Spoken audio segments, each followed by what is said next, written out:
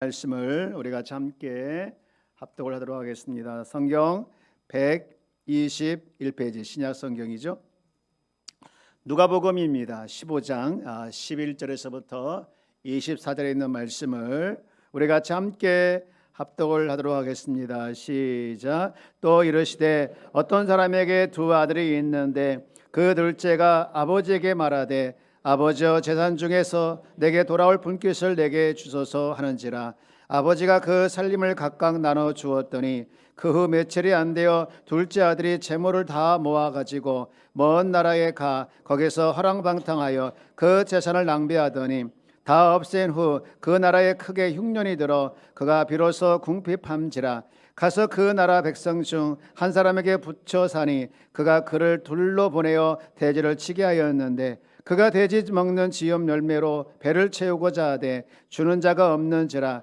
이에 스스로 돌이켜 이르되 내 아버지에게는 양식이 풍족한 품꾼이 얼마나 많은가. 나는 여기서 주려 죽는구나. 내가 일어나 아버지께 가서 이르기를 아버지 내가 하늘과 아버지께 죄를 지었사오니 내 일컬음을 감당하지 못하겠나이다. 나를 품꾼의 나로 보소서 하리라 하고 이에 일어나서 아버지께로 돌아가니라. 아직도 거리가 먼데 아버지가 그를 보고 측은히 여겨 달려가 목을 안고 입을 맞추니 아들이 이르되 아버지 내가 하늘과 아버지께 죄를 지었사오니 지금부터는 내 아버지의 아들이라 일컬음을 감당하지 못하겠나이다 하나 아버지는 종들에게 이르되 제일 좋은 옷을 내어다가 입히고 손에 가락지를 끼고 발에 신을 신기라. 그리고 살찐 송아지를 끌어다가 잡으라. 우리가 먹고 즐기자. 이 내 아들은 죽었다가 다시 살아났으며 내가 잃었다가 다시 찬양단은 가지 말고 앞에 앉아 있어. 왜 이렇게 자꾸 튀다가 앞에 앉으세요. 우리 옆에 계시면 인사할까요? 우리 활기차게 삽시다. 여기 자리 미안네. 찬이 이쪽에 앉아. 왜 이렇게 찬이도 찬양을 잘해? 날마다 우리 성령 충만해서 여러분 삶에 활기차고 또 활력이 넘치기를 축복합니다. 여러분 그 탕자 이야기에서 우리가 잘 알고 있는 것처럼 아들 둘이었잖아요. 누가 더 효자였을까요? 누가 더 효자? 뭐 따질 것 없이 뭐 도찐개찐이었다 싶어요. 어떤 사람은 큰 아들을 지탕, 작은 아들을 돌탕 이렇게 표현했더라고요. 왜 그런가 했더니 이 작은 아들은 집을 나갔다가 돌아왔잖아요. 그래서 돌아온 탕자 줄여서 돌탕 이렇게 얘기했고 또 큰아들은 집은 안 나갔지만 마음은 집 밖을 나갔어요. 그래서 집에 있지만 탕자, 지탕 이렇게 표현을 했더라고요. 뭐 웃자고 한 이야기이기는 하지만 나름 또 일리가 있다 그런 생각을 하게 되어집니다. 어느 집에 아들 둘이 있는데 그 중에 한 아들이 아버지한테 찾아가서 아버지 저한테 줄 유산 있죠? 그거 좀 미리 땡겼으면 안 되겠어요? 하고서 요구했어요. 여러분 아버지가 살아있는데 그것도 시퍼렇게 살아있는데 아들이 돼가지고 유산을 달라고 하는 것은 아버지 입장에서 굉장히 불쾌했을 거예요.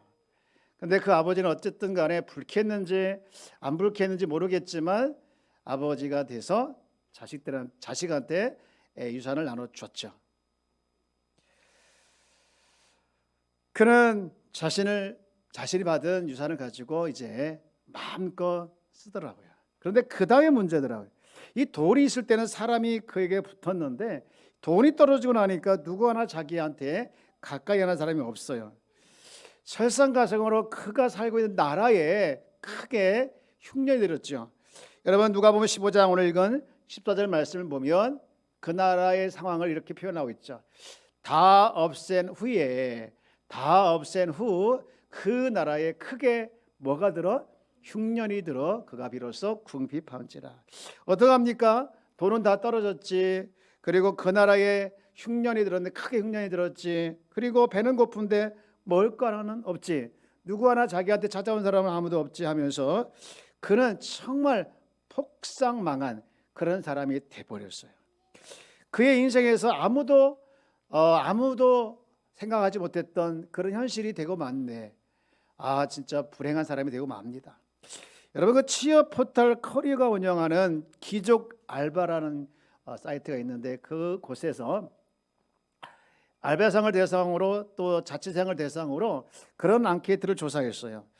자취생으로 또는 알바생으로서 언제 가장 서러운가 했더니, 이 재밌는 그 응답 중에 하나가 가장 자취생이죠. 혼자 살면서 가장 서러울 때가 천둥번개 치는 날 혼자 잘 때 서러웠다, 이렇게 답을 했더라고요. 그 설문에서 당연 1위가 아플 때 서러웠고, 그 다음 두 번째가 배고픈데 밥이 없을 때 서러웠다, 이렇게 표현을 했습니다.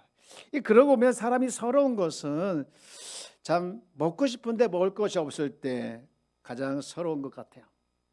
탕자가 이렇게 배고픈데 먹고 싶은데 먹을 것이 없어요. 그리고 누구 하나 자기한테 찾아오는 사람이 없고, 그렇게 힘든 시간에 다행히 그를 불쌍히 여겼는지 뭐 했는지 모르겠지만 그가 자기에게 붙어 살도록 허락하죠. 그런데 그렇게 허락한 사람조차도 이렇게 보니까 결코 좋아 보이진 않아요.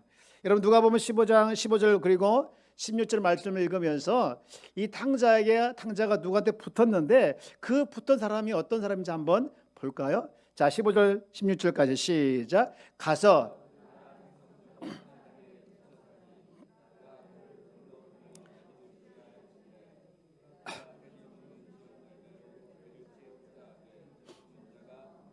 네, 지금 쉽게 해서 취직을 한 거예요. 취직을 했는데, 여러분, 근데 이게 이 취직을 했지만 사장은 결코 좋아 보이지 않아요. 왜냐하면 우선 일을 시켜놓고서 먹을 것을 주지 않았던 것 같아요.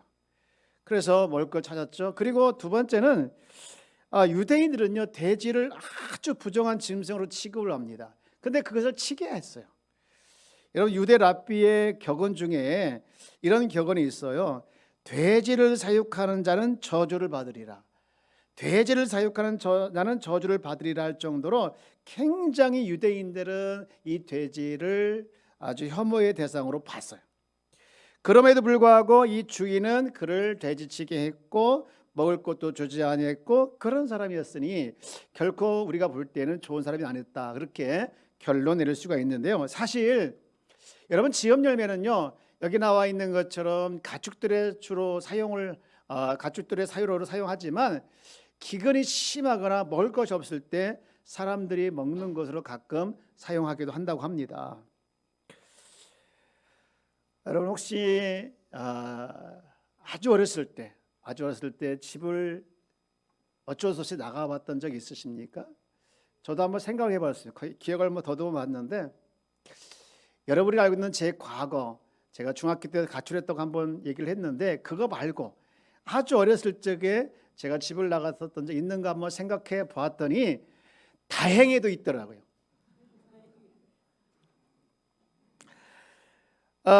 우리 그 아버지께서 제가 중학교 3학년 때 돌아가셔서, 사실은 저보다 7살이 많은 형이, 제 이름이 양진만이잖아요. 우리 형이 양진규예요. 박진규 말고.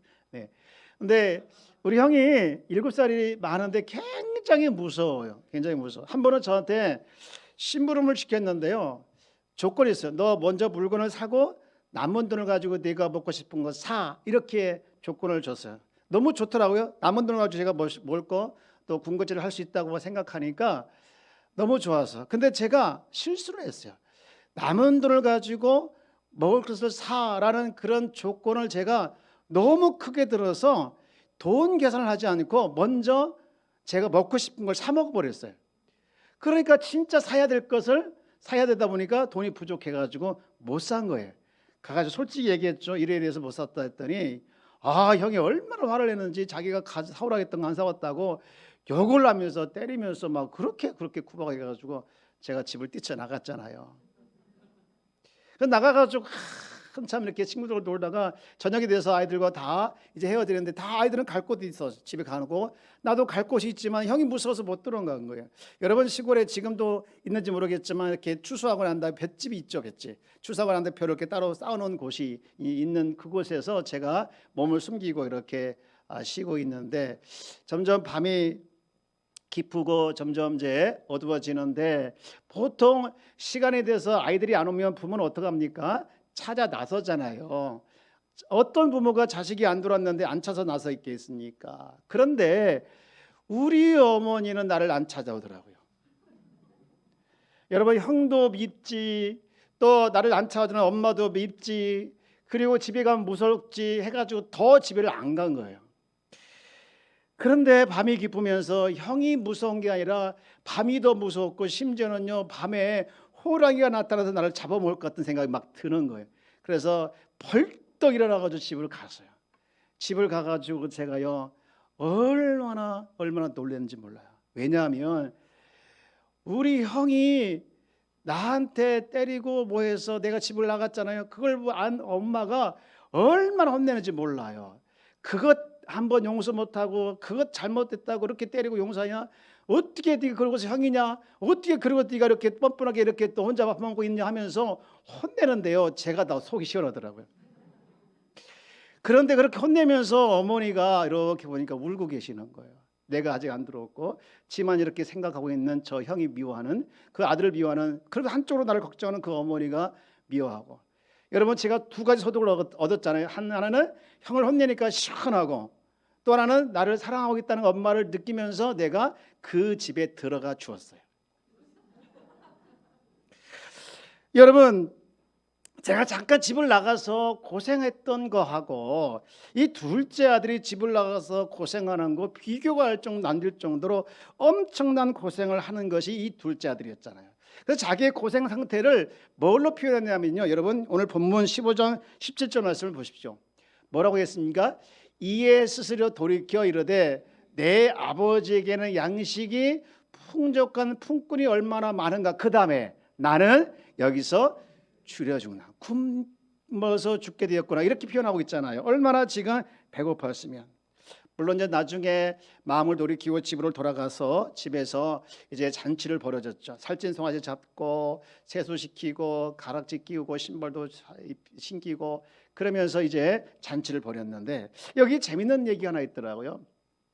그 새로운 교회를 담임하고 있는 한원 목사님이 자신이 어렸을 때 이 탕자 이야기를 듣고 주일학교 선생님이 주일학교 아이들한테 질문을 했을 때 자기가 손을 번쩍 들고 대답했던 얘기를 하나 하더라고요. 선생님이 이제 설명을 다 한 다음에 여러분 이 탕자 이야기에서 가장 탕자가 돌아왔을 때 가장 속상한 사람은 누굴까요? 라고 물어봤던 거예요. 가장 속상한 사람이 누굴까요? 여러분 누굽니까? 가장 속상했던 사람은요? 형이잖아요. 형이었어요. 그런데 이 한옥 목사님이 그 이야기를 듣고 손을 번쩍 들더니 선생님 가장 분명히 선생님 질문하기를 가장 속상한 사람이라고 물어봤는데 이 한옥 목사님은 대답을 뭐라고 했냐? 선생님 가장 속상한 사람은요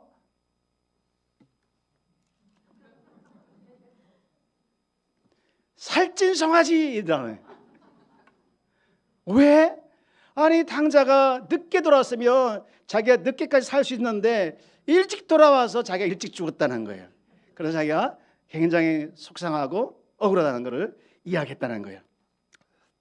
여러분 여기까지가 우리가 알고 있는 탕자 이야기인데요. 이 탕자 이야기를 통해서 주는 교훈이 많이 있습니다. 저는 몇 가지를 좀 나누고 싶은데요. 첫 번째는요. 우리가 살아가는 삶에는요. 우연이 없다는 거예요. 한번 따라서 해볼까요? 우연이 없다. 여러분 우리는 하나님의 섭리 가운데 하나님께서 만들어 오신 세상 그리고 그 하나님께서 만들어 오신 세상을 다스리는 것이 섭리잖아요. 그 섭리 가운데 우리는 살아가고 있어요. 여러분 오늘 읽은 15장 14절 보면 다 없앤 후 그 나라에 크게 뭐가 들었습니까? 흉년. 흉년이 그냥 흉년이 아니라 크게 흉년이 됐다라고 써 있어요. 무슨 얘기입니까? 가지고 있던 재물이 다 날린 후 또 먹을 것이 없는 그 후 그때 마침 그 나라의 흉년 그것도 크게 지금까지 경험하지 못했던 큰 흉년이 들이닥친 거예요.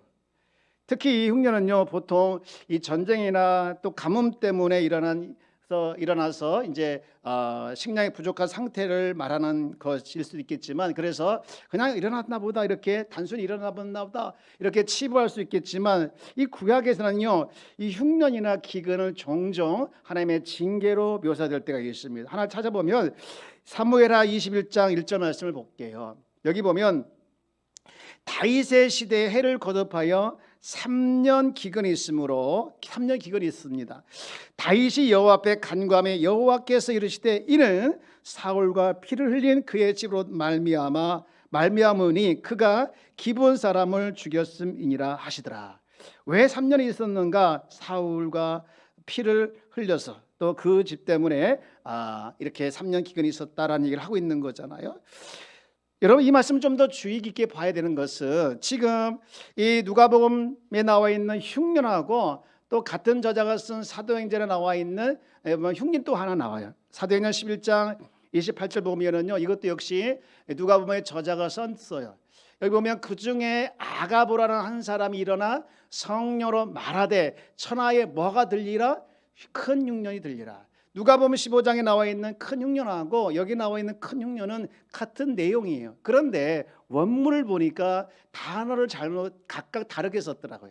여기 누가복음 15장에 써 있는 큰 애는요, 일반적인 게 아니라 하나님의 권력, 하나님의 능력과 관련된 단어를 사용하고 있어요. 의도가 있다는 얘기죠. 무슨 얘기냐? 지금 이 둘째 아들 탕자가 집을 나간 그때, 그리고 다 탕진한 그때 큰 흉년이 들게 한 것은 하나님께서 그를 향한 뭔가 하고 싶은 의도가 있었다는 것이죠. 그게 뭐냐? 그가 그 흉년을 통해서 집으로 돌아가게 하고자 하는, 집으로 그 흉년이 아니면 돌아갈 수 없으니까 그 흉년을 통해서 돌아가고자 하는 하나님의 의도가 숨겨져 있다는 것을 말하고 싶은 거예요. 여러분, 만약에 이 둘째 아들이 탕진을 다 하고 큰 흉년까지 없었다고 하면 그가 과연 집에 돌아갔을까 한 번쯤 의문할 수가 있는 것이죠. 그래서 그는 그 흉년 다 떨어지고 마침 그 흉년을 인해서 그가 집으로 돌아간 계기가 된 거예요. 여러분, 그 지성에서 영성으로 쓴 그 책이 있는데 이 책의 저자가 이어령 전 문화부 장관이에요. 그분이 자신에 대해서 이렇게 소개합니다. 나는 우물을 파는 것마다 다 물이 잘 나왔다. 이게 무슨 얘기입니까? 자기가 하는 일마다 다 잘 됐다는 거예요. 실제로 그의 인생을 보면 다 잘 됐어요. 교수로서, 장관으로서, 또 올림픽 그 준비위원장으로서 여러 가지 일을 다 준비위원장인가 어쨌든 그 일을 하는데 다 잘했다고 생각을 합니다. 그런데 그는 한 가지 흠이 있는데 영혼에는 갈증이 있었죠. 그런데 그가 자기 자신을 표현할 때 그런 이성주의자였고 무신론자였고, 그런데 그가 2007년도에 세례를 받는데요, 그가 그 세례를 받게 된 계기가 뭐였느냐? 그의 책 지성에서 영서로 쓴 그의 책에 보면 이렇게 소개하고 있어요. 무신론자 이성주의자임을 자처하던 70대 노장이 2007년도 개신교 목사에게 세례를 받게 된 결정적 계기가 딸의 실명이었다. 미나가 어제 본 것을 내일 볼 수 있고 오늘 본 내 얼굴을 내일 또 볼 수만 있게 해주신다면 저의 남은 인생을 주님께 바치겠나이다. 무슨 얘기입니까? 이어령 교수가 하나님께 돌아올 수 있었던 것은 그의 인생의 큰 흉년이었던 딸의 실명, 그 딸의 실명이 그를 하나님께 돌아오게 됐던 계기가 되었다는 것이죠. 만약에 그에게 그 딸의 아픔이 없었다고 하면 그가 하나님께 돌아왔을까? 물론 하나님께서 택한 백성이라면 언젠 돌아왔겠죠. 어쨌든 그의 인생에 있어서 늘 승승장구했던 그에게 딸의 아픔이 곧 자기가 아픔이 있고 그걸 통해서 하나님께 돌아오게 된 계기가 된 것을 보면, 여러분, 우리 삶에 일어나고 있는 크고 작은 문제는 여러분 우연이 아니라 하나님의 섭리 안에 또 하나님의 계획 안에 다 있다는 것을 여러분 믿으시길 주의 이름으로 축복합니다.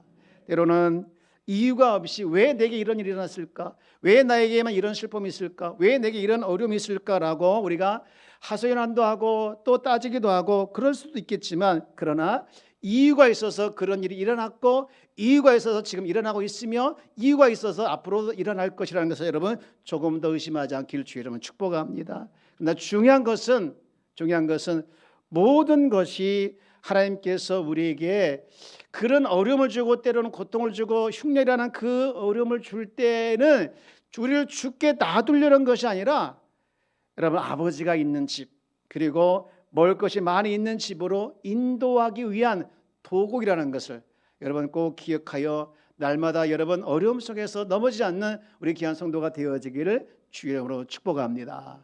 그런가 하면 두 번째로 이 탕자의 비유를 통해서 또 하나의 주시는 은혜가 있는데 그것은 하나님의 자녀는 절대로 하나님을 떠나 살 수 없다는 거예요. 우리 두 번째 한번 읽어볼까요? 시작. 하나님의 자녀는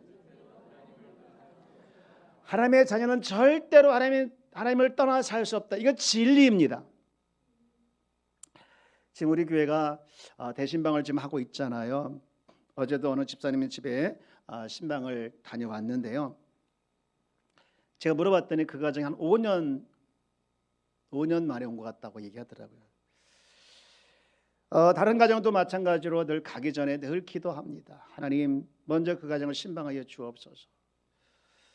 먼저 그 가정을 다스려 주시고 그 가정에 임재하여 주옵소서. 그리고 선포되는 말씀이 그 가정의 옥토가 되어져서 하나님 30배 그리고 60배 정말 100배의 열매를 맺혀 주옵소서라고 절박하게 정말 뼈가 부서지도록 가정을 위해서 힘을 다해서 기도하고 가고 오면서 가면서 운전하면서 항상 신방 대상자의 가정을 놓고 기도하고 있어요.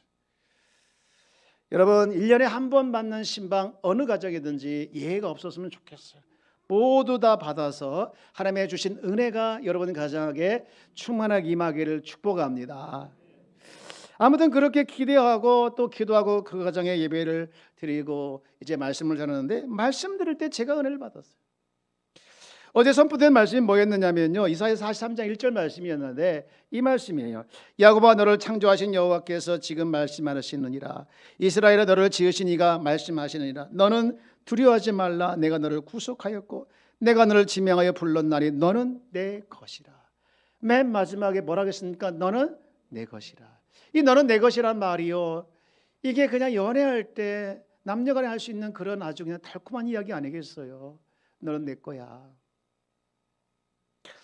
그러면서 하나님의 백성을 향한 하나님의 시선이 또 하나님의 마음이 그대로 드러나는 말씀이 또 하나 나오는데 4절 말씀 보니까 이어서 이사야 43장 4절 네가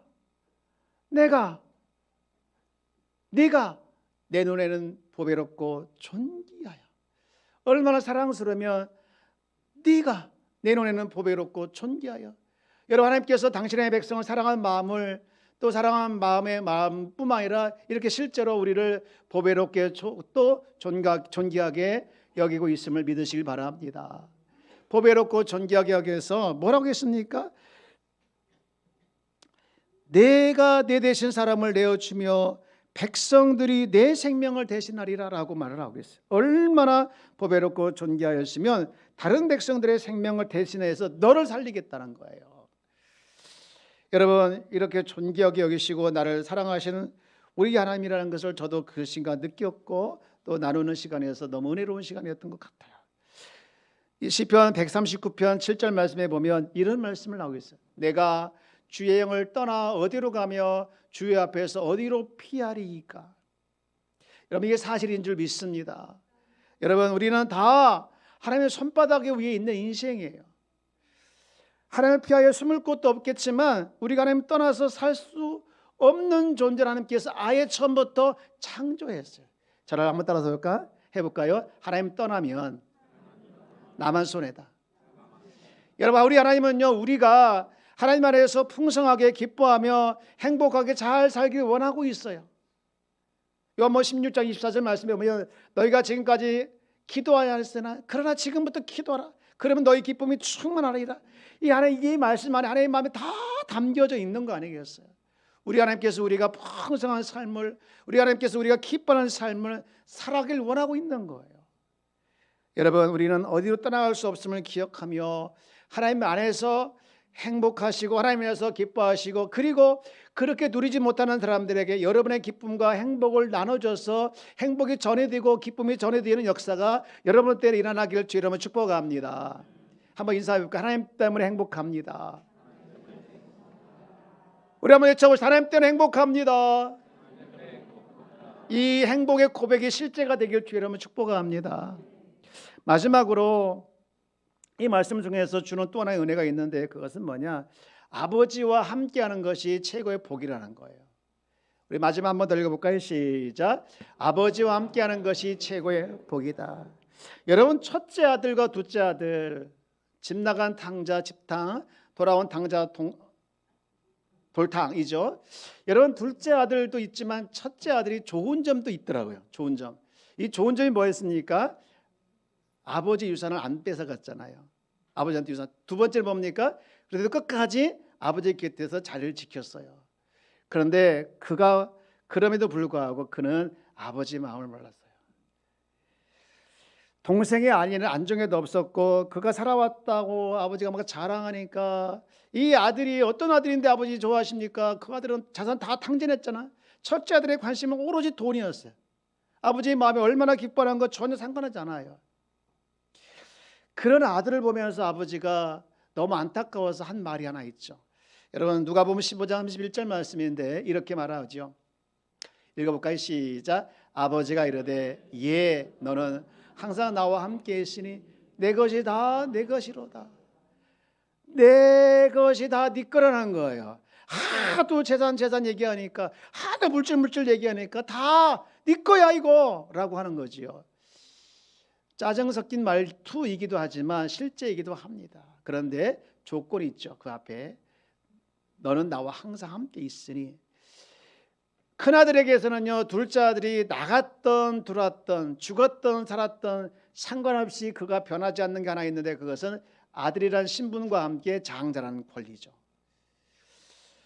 여러분, 우리가 신앙생활하면서 권리가 많이 있음에도 불구하고 이 권리를 누리지 못할 때가 많이 있습니다. 요한복음 1장 12절 말씀 보면은 영접하는 자 곧 그 이름을 믿는 자들에게는 하나님의 자녀가 되는 뭘 주셨다고 했습니까? 권세. 이 권세를 다른 말로 특권이기도 하고 또 권리이기도 합니다. 아들이 얻을 수 있는 권리, 아들이라는 명분을 가지고 누릴 수 있는 권리, 특권, 이걸 다 권세에 포함되고 있어요. 여러분, 주기도문을 시작할 때 보면 하늘에 계신 그다음 뭐라고 하죠? 우리 아버지라고 합니다. 이 우리 아버지는요, 아버지라고 부를 수 있는 사람은요, 가족 안에서만 가능한 거예요. 하나님께서 우리에게 기도할 때 하나님을 아버지라 부르라고 한 것은 하나님은 우리를 가족 관계 안으로 초청하시고 가족 관계로 부르신 하나님의 사랑입니다. 여러분, 우리는요, 하나님의 가족으로서 살아갈 권리가 있고 그것을 누릴 수 있는 은혜가 있고 그럼에도 불구하고 우리는 권리와 은혜를 누리지 못하고 그냥 살아간다면 얼마나 어리석겠습니까? 사랑하는 여러분, 자녀됨의 권세와 자녀됨의 권리를 누리면서 또 여러분 삶 가운데 자녀의 축복을 마음껏 누리며 살아가서 그것을 많은 사람에게 또한 흘려보내는 귀한 성도가 되기를 주님 여러분 축복합니다. 이제 말씀을 마치려고 합니다. 이 탕자의 비유에서 아버지를 다시 찾아왔던 둘째 아들 때문에 그 집은 잔치가 되었죠. 그리고 이 비유는 거기서 끝납니다. 형제간에 화해를 했는지 또 다들 결혼을 했는지 어떻게 살았는지는 없어요. 여러분, 왜 여기서 이야기를 끝냈을까? 의도가 있습니다. 하나는 여러분, 우리가 어떻게 살아가야 할 것인가가 여기서 우리의 목이라는 것이죠. 우리가 하나님 안에서 살 거냐, 하나님 밖에서 살 거냐, 아니면 내가 하나님 믿는다고 하지만 여전히 자녀의 권세를 누리지 못하며 살아갈 것이냐, 이것은 여러분 우리의 몫이라는 거예요. 바라옵기는 우리가 하나님과의 관계에서 떠날 수 없다고 하면 하나님과 관계 안에서 여러분 살아내는 귀한 성도가 되어지기를 주의 이름으로 축복합니다. 저를 한번 따라해볼까요? 성도는 하나님과 관계 안에서 살아가는 자이다. 여러분, 하나님 관계에서 하나님과의 친밀한 관계 속에서 그분과의 교통하면서 누려가는 귀한 성도가 우리의 삶인 것을 여러분 기억하면서 그런 삶을 살아내는 저와 여러분들 되어지기를 주의 이름으로 축복합니다.